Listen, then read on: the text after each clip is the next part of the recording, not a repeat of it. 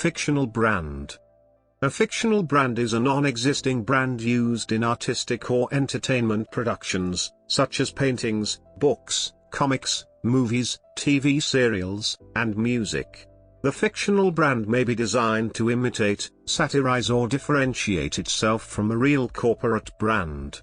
Such a device may be required where real corporations are unwilling to license their brand names for use in the fictional work, particularly where the work holds the product in a negative light. More recently, fictional brands have been used for commercial purposes through the process of reverse product placement. Consumer attachment to those brands in the fictional world may be leveraged through defictionalization or productization in the real world.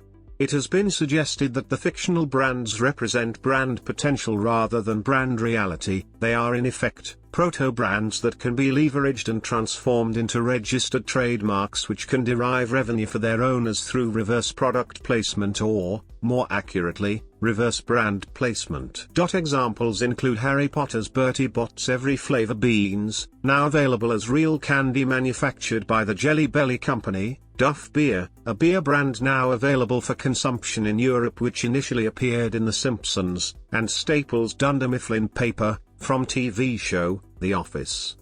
Purposes. Works of fiction often mention or show specific brands to give more realism to the plot or scenery.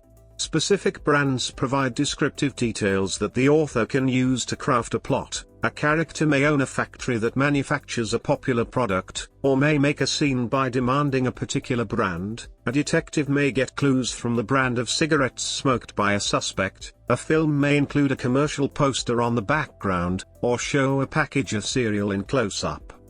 Real brands are often used. Sometimes a specific brand is needed due to its prior associations. For example, the Coca-Cola machine scene in Kubrick's Doctor Strangelove would not work with other, real or fictional, brand. Sometimes the author will use a common brand only to make the scene more natural or create a specific ambience. More commonly, such uses are instances of product placement, the insertion of casual, but actually paid and intentional, positive references to brands in movies, television programming, games, and books. However, this practice is so widespread in the entertainment industry that it gives authors another reason to avoid the use of real brands. Any such reference would be suspected by the public of being paid advertising, and could diminish the artistic or intellectual merit of the work. Another advantage to a fictional brand is that all its specifications can be invented. In this sense, an author can invent a model or brand of car, for which he can make up details. That way, he doesn't have to go look up specifications on a car, which would take time and effort. He could just make them up. Sometimes, usually on television or movies, a real brand would not be permitted due to restrictions in advertising particular products, especially cigarettes and alcohol. Usually a fictional brand would be created that bears some resemblance to a real brand. Television programs made in Canada for the Canadian market are not permitted to show or mention real brand names except in certain specific circumstances.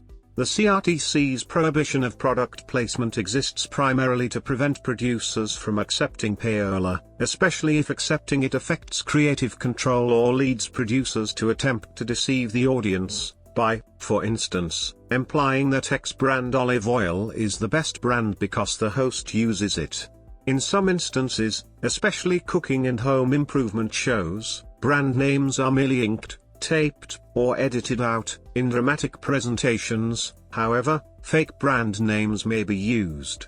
The restriction does not apply to news or current affairs programs when mention of the brand is necessary to fairly and fully present the subject matter, and it does not apply to televised sporting events, where branding may be beyond the station's control.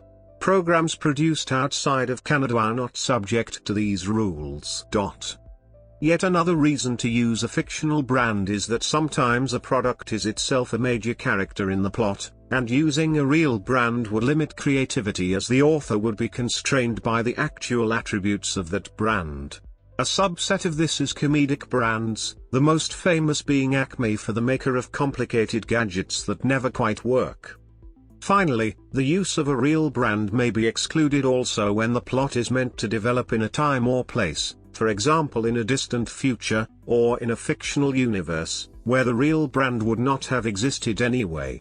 Alternately, made-up brands are often more humorous than real brands, which is why a lot of cartoons and sitcoms prefer them. Fictional brands lists.